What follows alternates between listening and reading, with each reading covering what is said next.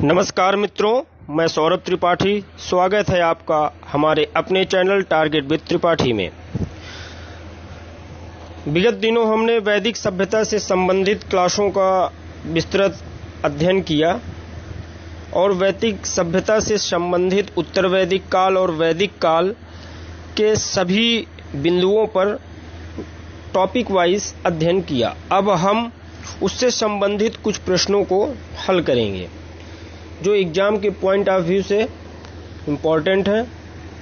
सभी प्रश्नों की अपनी महत्ता है।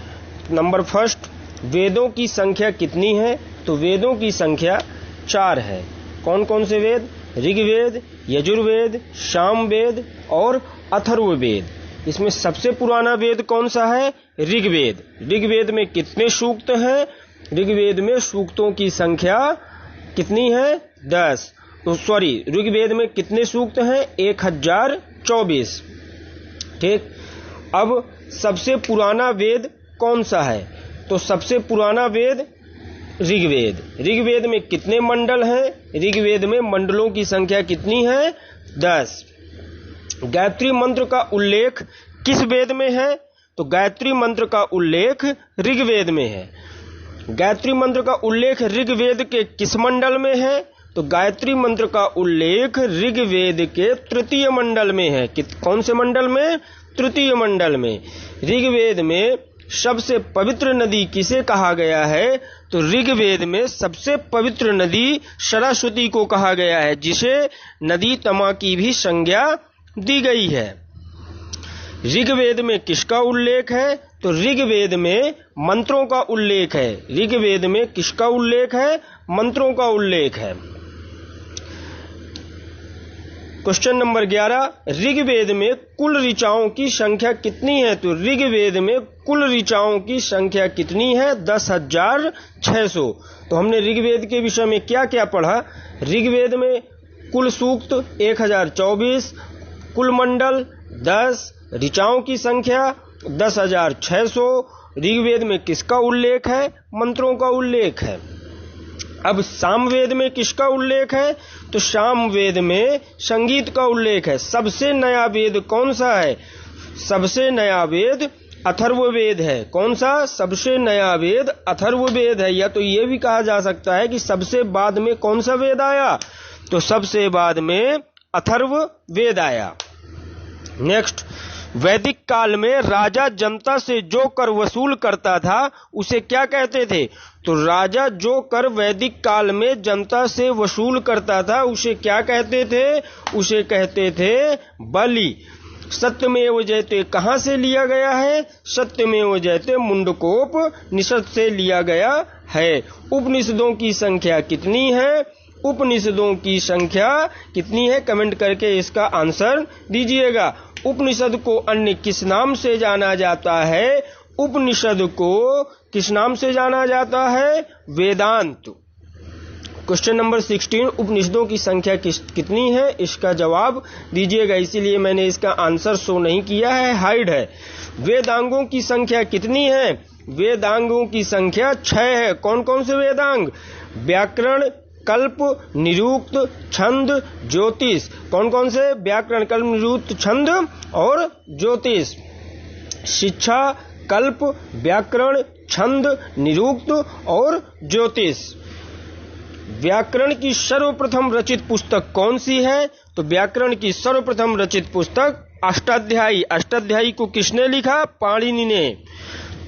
हाँ, ये नेक्स्ट क्वेश्चन भी है। पाणिनि के द्वारा रचित था अष्टाध्यायी। पुराणों की संख्या कितनी है?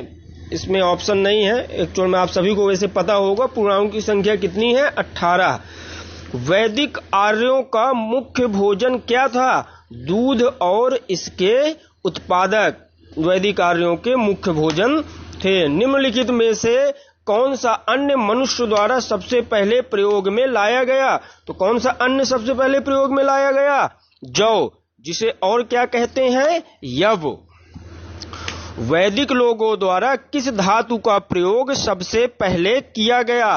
तो वैदिक लोगों द्वारा सबसे पहले कौन सी धातु प्रयोग में लाई गई? तांबा। आर्यन जनजातियों की पराधीनतम बस्ती कहाँ है? आर्यन जनजातियों की पराधीनतम बस्ती सप्त सिंधु में है। कहाँ है? सप्त सिंधु में। उपनिषद क्या है? उपनिषद क्या है? हिंदू दर्शन का स्रोत है। भारतीय संस्कृति में उपनिषदों का अत्यंत महत्वपूर्ण स्थान है और उपनिषद भारतीय संस्कृति की समृद्धशालिता के द्योतक हैं। इनके द्वारा भारतीय संस्कृति के विभिन्न तथ्यों का, विभिन्न रहस्यों का ज्ञान होता है। रामायण के रचयिता कौन है? तो रामायण के रचयिता महर्षि वाल्मीकि हैं। रामायण में कितने कांड हैं? रामायण में 7 कांड हैं। कौन कौन से? बाल कांड, अयोध्या कांड, अरण्य कांड, किष्किंधा कांड, सुंदर कांड, लंका कांड या युद्ध कांड और उत्तर कांड। महाभारत के रचयिता कौन है? तो महाभारत के रचयिता महर्षि वेदव्यास। अर्थशास्त्र के रचयिता कौन है? अर्थशास्त्र के रचयिता कौटिल्य हैं। अर्थशास्त्र में किस विषय का वर्णन किया गया है? राजनीतिक बिंदुओं का विस्तृत वर्णन किया गया है। कौटिल्य को और अन्य किस नाम से जाना जाता था? कौटिल्य को विष्णुगुप्त या चाणक्य भी कहा जाता है। सामवेद के रचनाकार कौन है? सामवेद के रचनाकार भरत मुनि। याद कर लो भैया, सामवेद के रचनाकार भरत मुनि। सामवेद में किसका उल्लेख है? संगीत का। सामवेद सबसे लास्ट का वेद कौन सा है? अथर्ववेद। अथर्ववेद के रचनाकार कौन है? विश्वकर्मा। वेदों के टीकाओं को क्या कहते थे? तो वेदों के टीकाओं को क्या कहा जाता है? ब्राह्मण ग्रंथ। ऋग्वैदिक काल में सबसे प्रतापी देवता कौन थे? तो ऋग्वैदिक काल में सबसे प्रतापी देवता कौन थे? इंद्र, जिन्हें क्या कहा जाता था? इंद्र को वर्षा का देवता भी कहा जाता था। सर्वप्रथम कर लगाने की प्रथा किस काल में शुरू हुई? तो सर्वप्रथम कर लगाने की प्रथा किस काल में शुरू हुई? उत्तर वैदिक काल। उत्तर वैदिक काल में सर्वप्रथम कर लगाया गया।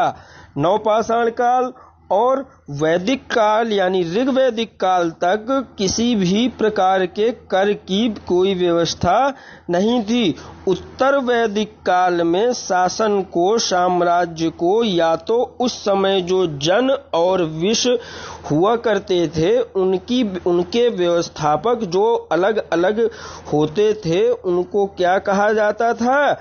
विस्पति। और उन्हीं के द्वारा क्या लगाया जाता था? कर। तो प्रथम कर लगाने की व्यवस्था किस काल में शुरू हुई? उत्तर वैदिक काल में।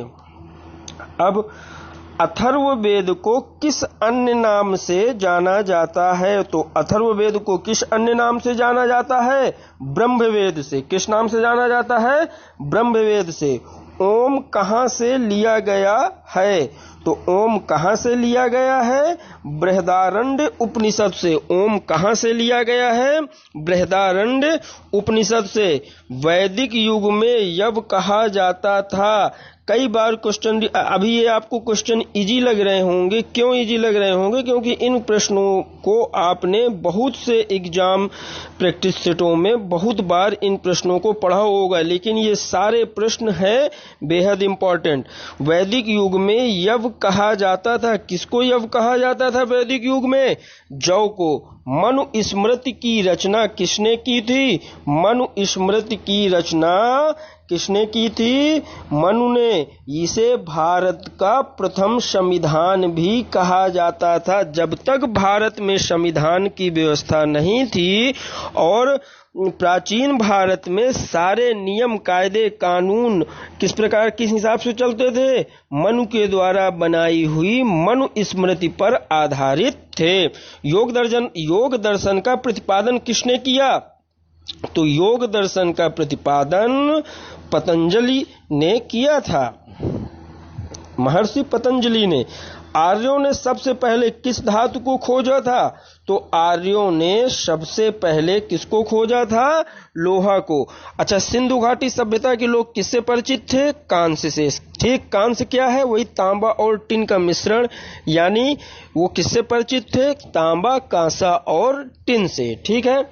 और आर्यों ने सबसे पहले किस धातु को खोजा? लोहा को। उत्तर वैदिक काल में सर्वप्रथम क्या लगाया गया? कर लगाया गया। कुछ एग्जाम के पॉइंट ऑफ व्यू से बेहद इंपॉर्टेंट पॉइंट है, उन्हें नोट करते जाइएगा। कृष्ण भक्ति का प्रथम एवं प्रधान ग्रंथ किसे माना जाता है? तो कृष्ण भक्ति का प्रथम एवं प्रधान ग्रंथ श्रीमद् भागवत गीता को माना जाता है। अच्छा, इसमें लिखा है महाभारत, मुंडकोपनिषद और जय संहिता। तो मुंडकोपनिषद से क्या लिया गया है? सत्यमेव जयते। और महाभारत का एक अन्य नाम भी है जिसे क्या कहा जाता है? कमेंट करके आंसर दीजिएगा, बेहद इंपॉर्टेंट प्रश्न है। ऋग्वेद में अघन्य शब्द का प्रयोग किस पशु के लिए किया गया है? ऋग्वेद में गाय को अघन्या शब्द का प्रयोग किया गया है। अघन्या अर्थात ना मारने योग्य, अर्थात अत्यंत पूजनीय। ऋग्वेद में पशुओं का, पशुपालन का अत्यंत महत्वपूर्ण स्थान था और उनकी धार्मिक दृष्टि से भी, धार्मिक भावनाओं की दृष्टि से भी ऋग्वेद में गायों का अत्यंत महत्वपूर्ण स्थान था। ये अपनी किसकी धार्मिक प्रतिष्ठा का, किसकी धार्मिक भावना का प्रमुख केंद्र बिंदु था। आदिकाल से, सनातन काल से ही गायों को पूजा जाता रहा है। तो ऋग्वैदिक काल में गाय को अघन्या अर्थात ना मारने योग्य कहा गया है। ठीक है, तो यहाँ पर नियर अबाउट कुछ नंबर्स में थोड़ा जो नंबरिंग थी बीच बीच में थोड़ा गड़बड़ थी, लेकिन नियर अबाउट 40 क्वेश्चन अपन ने सॉल्व कर लिए हैं। 40 प्रश्नों का उत्तर यहाँ पर दिया गया है। और भी ये अभी रनिंग वे वाले क्वेश्चन है, इससे संबंधित और भी डीपली क्वेश्चन, जैसे दशराग युद्ध से संबंधित क्वेश्चन, कहाँ पर लड़ा गया था? परशुनु और रावी नदी के तट पर किन राजाओं के मध्य लड़ा गया था? इन सब से संबंधित क्वेश्चन और पुराने मतलब वैदिक काल में अलग अलग वस्तुओं को अलग अलग नाम दिए, जैसे कानों में पहनने वाले आभूषणों को कर्णशोभन, गले में पहनने वाले आभूषणों को कुरीर। इस प्रकार से तो इससे संबंधित जितने भी क्वेश्चन हैं उनको अगले अन्य वीडियो में लाऊंगा। ओके, धन्यवाद। Please support and like, share and subscribe.